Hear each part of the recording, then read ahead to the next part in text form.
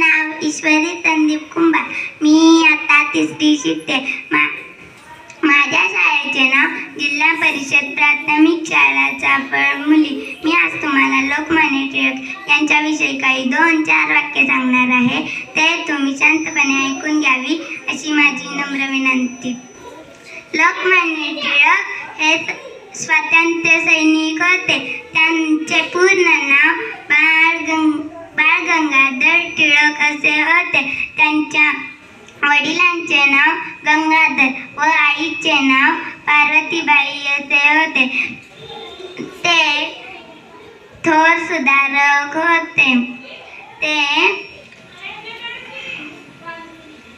त्यांनी शिवजयंती व गणेशोत्सव ही वृत्तपत्रे सुरू केली.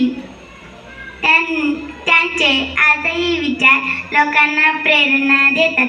एवढे बोलून मी माझे भाषण संपवते. जय हिंद, जय महाराष्ट्र.